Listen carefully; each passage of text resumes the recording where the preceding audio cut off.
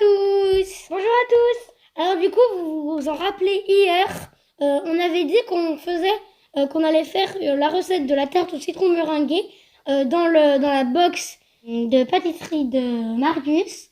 On va réaliser la recette et c'est parti! Salut Oscar, salut Félix. Alors, pour commencer, on va d'abord réaliser le fond de tarte. Donc pour le fond de tarte, on prend le premier sachet et vous voyez, ici là, on peut accéder à la vidéo. Bon, aujourd'hui, vous avez le droit de vous dispenser de la vidéo.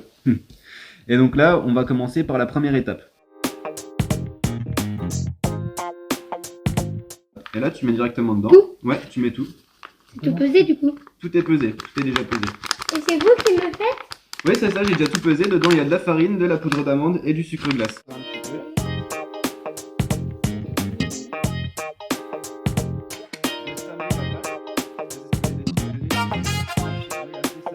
Et du coup, si on n'a pas de batteur, comme ça, on fait comment? Bah, tu peux faire à la main aussi, même principe. Tu casses les morceaux de beurre en les frottant comme ça entre tes deux mains avec les poudres, donc avec la farine. Et ensuite, tu vas voir que le mélange, il va de plus en plus devenir sableux. Donc voilà, donc là, quand on a cette texture-là, on va pouvoir arrêter le batteur et on va pouvoir mettre les œufs. Donc maintenant, on va peser les œufs. Donc pour peser un œuf, sachant que là, on veut 25 grammes d'œuf, il faut compter qu'un œuf fait environ 50 grammes. Donc ça dépend des calibres, mais en général, ça fait 50 grammes un œuf. Donc pour le peser, on va le casser et on va le remuer avec le fouet. Et ensuite, on va peser 25 grammes d'œufs dans la cuve du batteur. C'est bon, c'est bien. 24. 25, entre Parfait, 24 et super.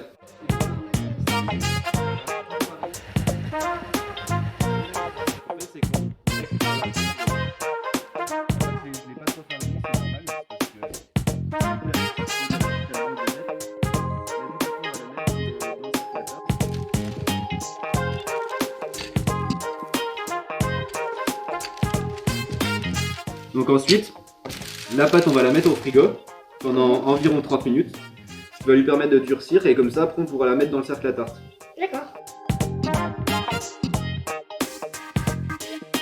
Donc là, pour ça, on prend le sachet numéro 2 et la gélatine. Et on aura besoin de 70 g de beurre, de 100 g de jus de citron.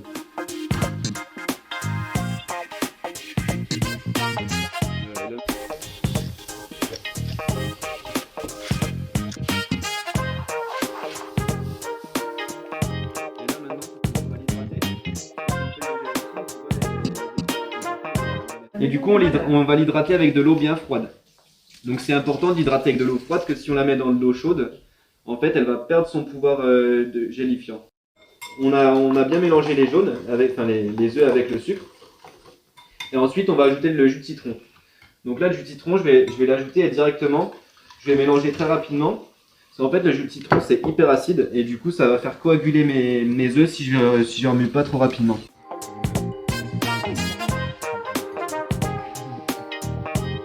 Et en fait, de cette manière-là, on est sûr de ne pas brûler le crémeux. Sinon, on pourrait aussi le cuire directement sur la casserole, mais là, on a plus de risque de brûler, surtout sur des petites quantités comme ça. Au moins, c'est plus prudent de le faire au bain-marie.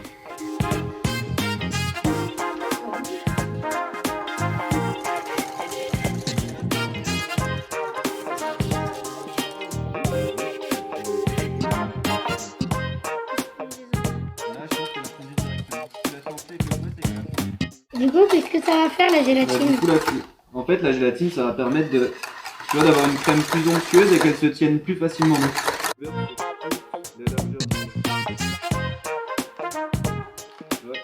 Nous, en pâtisserie, ce qu'on fait, on appelle ça fleurer.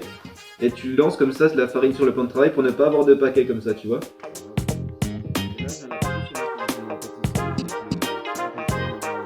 Donc quand c'est fini, je prends le couteau à hauteur du cercle et ça c'est ébarber la tarte. Ébarber ou araser, on utilise les deux termes. Donc en fait, j'enlève la pâte qui dépasse du cercle.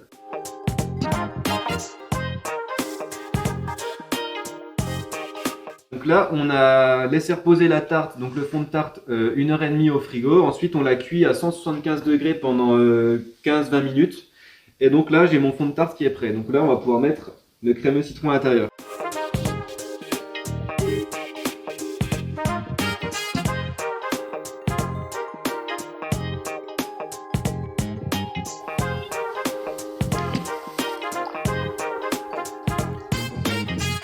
Voilà, donc là, on met le sirop à cuire.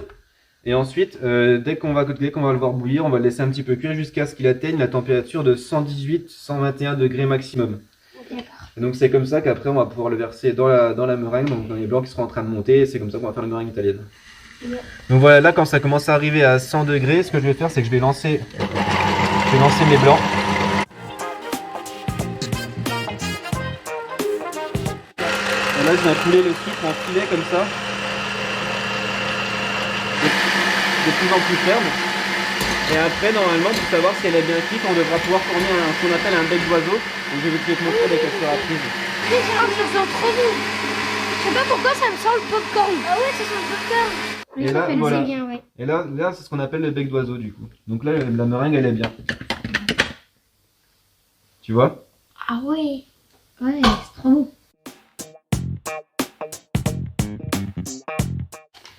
La poche à douille, ça sert à rien de trop la remplir, sinon après c'est plus compliqué de pocher. Et là, tu vois, je serre directement au-dessus et je viens pousser la meringue dans la poche. Et si je vois que j'ai des grosses bulles d'air, je les enlève, sinon on va se retrouver avec de l'air dans le pochage et ça va faire des trous quand on va vouloir dresser la meringue. Et ensuite, je la mets autour de mon doigt comme ça et je viens tourner pour la serrer. Là, je mets ma poche bien droite et je tire la poche comme ça.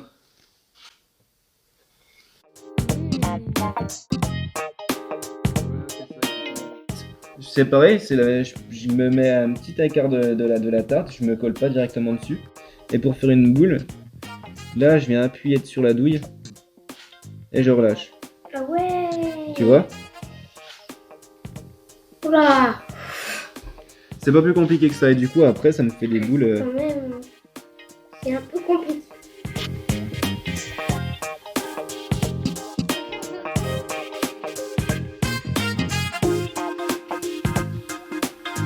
C'est bien là.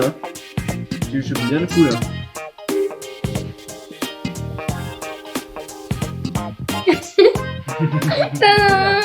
Honnêtement les garçons, vous êtes super bien débrouillés. Bon maintenant, prochaine fois que vous la faites, faudra faire ça plus régulièrement. Non mais c'est très bien, sinon vous avez fait une belle tarte. Maintenant du coup, on va pouvoir la passer au chalumeau.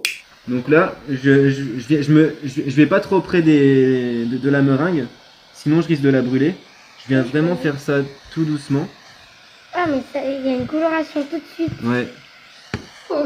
Et là vous avez fini votre magnifique tarte. Maintenant vous allez pouvoir la déguster. Ouais.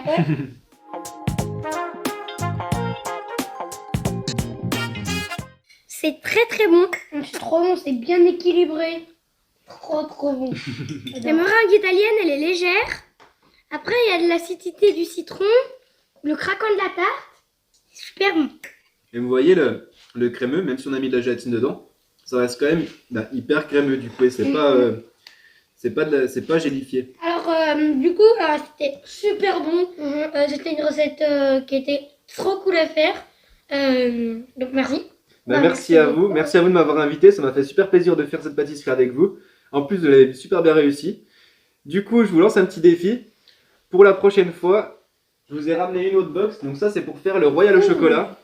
Donc je vous donne le défi de faire cette box et d'y arriver à la faire, et cette fois-ci sans moi. Et vous m'enverrez les photos sur les réseaux, d'accord? Ok, allez, c'est parti. Ça marche? Merci beaucoup. C'était Oscar et Félix, les jumeaux Graines de Cuistot, et Marius, le pâtissier, et ses box. Merci à tous. Merci beaucoup Marius. Et vive les box, vive la pâtisserie. Et à bientôt pour en réaliser une nouvelle.